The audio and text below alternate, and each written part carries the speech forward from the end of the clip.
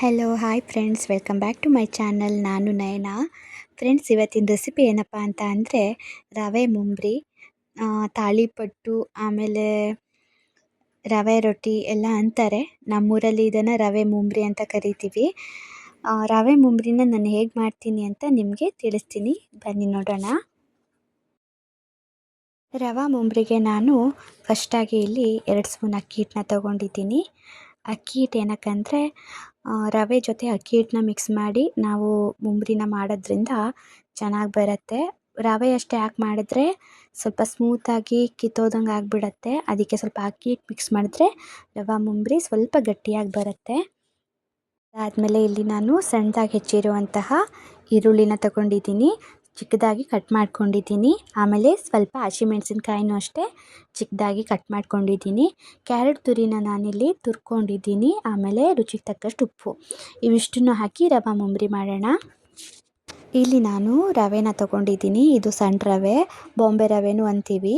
ಈ ಸಣ್ಣ ರವೆಗೆ ನಾನು ಏನೇನು ಹಾಕೊಳ್ತೀನಿ ಅಂತ ಅಂದರೆ ಅಕ್ಕಿ ಹಿಟ್ಟು 1-2 ಸ್ಪೂನು, ಅದಾದಮೇಲೆ ಸಣ್ಣದಾಗಿ ಕಟ್ ಮಾಡ್ಕೊಂಡಿರುವಂತಹ ಈರುಳ್ಳಿನ ಹಾಕ್ಕೊಳ್ತಾ ಇದ್ದೀನಿ. ಈರುಳ್ಳಿ ಸ್ವಲ್ಪ ಸಣ್ಣದಾಗಿ ಕಟ್ ಮಾಡ್ಕೊಬೇಕು.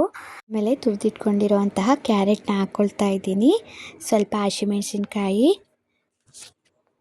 ರುಚಿ ತಕ್ಕಷ್ಟು ಉಪ್ಪು, ಇವಿಷ್ಟನ್ನು ಹಾಕಿ ಒಂದ್ಸಲ ಡ್ರೈ ಮಿಕ್ಸ್ ಮಾಡ್ಕೊಬೇಕು. ಫುಲ್ಲು ನೀಟಾಗಿ ಡ್ರೈ ಮಿಕ್ಸ್ ಮಾಡಿಕೊಂಡು ಆಮೇಲೆ ಇದಕ್ಕೆ ಎಷ್ಟು ನೀರು ಬೇಕು ಅಂತ ನೋಡಿಕೊಂಡು ಅಷ್ಟು ನೀರನ್ನು ಹಾಕಿ ಕಲಿಸ್ಕೊಬೇಕಾಗತ್ತೆ.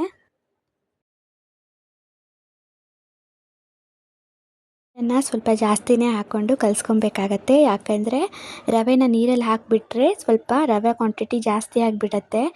ಅದಕ್ಕೆ ನೀರು ಸ್ವಲ್ಪ ಜಾಸ್ತಿನೇ ಹಾಕ್ಕೋಬೇಕು. ನೀರು ಸ್ವಲ್ಪ ಹಾಕ್ಕೊಂಡು ತೆಳ್ಳಗಿನೇ ಇದನ್ನು ಕಲಿಸ್ಕೊಬೇಕಾಗತ್ತೆ. ನೋಡಿ, ನಾನೀಗೆಲ್ಲ ಕಲಸಿಟ್ಕೊಂಡಿದ್ದೀನಿ. ಇದನ್ನು ಒಂದು 5 ನಿಮಿಷ ನೆನೆ ಇಟ್ಟರೆ ಸಾಕಾಗತ್ತೆ. ನಾನೀಗ ಇದನ್ನು ಒಂದು ಪ್ಲೇಟ್ ಮುಚ್ಚಿಡ್ತಾ ಇದ್ದೀನಿ. 5 ನಿಮಿಷ ನೆನೆ ಇಟ್ಟಾದಮೇಲೆ ನಾನಿಲ್ಲಿ ಒಂದು ಬಾಳೆ ಎಲೆನ ತಗೊಂಡಿದ್ದೀನಿ. ಬಾಳೆ ಎಲೆ ಮೇಲೆ ಮುಂಬ್ರಿ ತಟ್ಟೋದ್ರಿಂದ ಚೆನ್ನಾಗಿ ಬರುತ್ತೆ. ನೋಡಿ, ನಾನೀಗ ಬಾಳೆ ಎಲೆ ಮೇಲೆ ಮುಂಬ್ರಿನ ಈ ಥರ ತಟ್ಕೊಳ್ತಾ ಇದ್ದೀನಿ.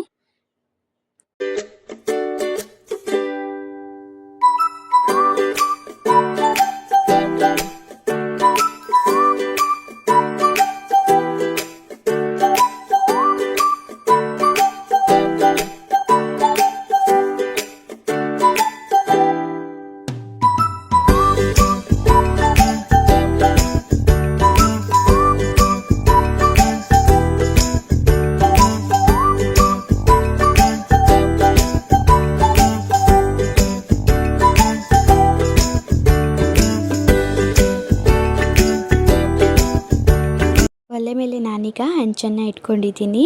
ಫ್ಲೇಮ್ ಸ್ವಲ್ಪ ಜೋರಾಗೆ ಇಟ್ಕೋಬೇಕು, ದೊಡ್ಡದಾಗೆ ಇಟ್ಕೋಬೇಕು. ಅದಾದಮೇಲೆ ನಾನು ಎಣ್ಣೆನ ಹಚ್ಕೊಂಡಿದ್ದೀನಿ ಹಂಚಿಗೆ. ಅದಾದಮೇಲೆ ನಾನು ಬಾಳೆ ಎಲೆ ಮೇಲೆ ಏನು ಮುಂಬ್ರಿನ ತಟ್ಟಿಟ್ಕೊಂಡಿದ್ದೀನಲ್ಲ ಅದನ್ನು ಈಗ ಹಂಚ್ ಮೇಲೆ ನಿಧಾನವಾಗಿ ಹಾಕ್ಕೊಳ್ಬೇಕು. ನೋಡಿ, ನಾನು ಈ ಥರ ಹಂಚ್ ಮೇಲೆ ನಾನು ಹಾಕ್ಕೊಳ್ತಾ ಇದ್ದೀನಿ. ಹಾಕ್ಕೊಂಡು ಬಾಳೆ ಎಲೆನ ಸ್ವಲ್ಪ ನಿಧಾನವಾಗಿ ಎತ್ತಬೇಕು, ಇಲ್ಲ ಅಂದರೆ ಬಾಳೆ ಎಲೆಗೆ ಮುಂಬ್ರಿ ಎಲ್ಲ ಅಂಟ್ಕೊಂಡ್ಬಿಡತ್ತೆ. ಈ ಥರ ನಿಧಾನವಾಗಿ ಹೆಂಚು ಮೇಲೆ ಹಾಕಿ ಬೇಯಿಸ್ಕೊಬೇಕಾಗತ್ತೆ. ನೋಡಿ, ಈ ಥರ ಬೇಯಿಸ್ಕೊಬೇಕು.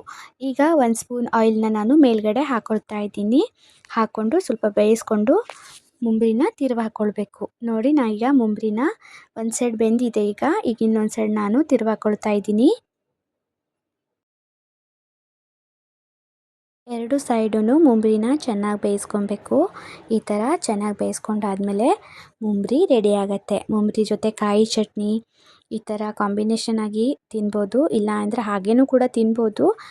ಚಟ್ನಿ ಎಲ್ಲ ಇದ್ಬಿಟ್ರೆ ಚೆನ್ನಾಗಿರುತ್ತೆ. ಕಾಯಿ ಚಟ್ನಿ ಫ್ರೆಂಡ್ಸ್ ನಾನು ಪ್ರೀವಿಯಸ್ ವಿಡಿಯೋದಲ್ಲಿ ಹಾಕಿದ್ದೀನಿ, ಲಿಂಕ್ನ ನಾನು ಡಿಸ್ಕ್ರಿಪ್ಷನ್ ಬಾಕ್ಸಲ್ಲಿ ಕೊಟ್ಟಿರ್ತೀನಿ. ಸಿಂಪಲ್ ಆಗಿರೋ ಕಾಯಿ ಚಟ್ನಿ ಇದು, ನೀವು ಕೂಡ ಮಾಡಿ ಒಂದ್ಸಲ, ತುಂಬ ಚೆನ್ನಾಗಿರುತ್ತೆ.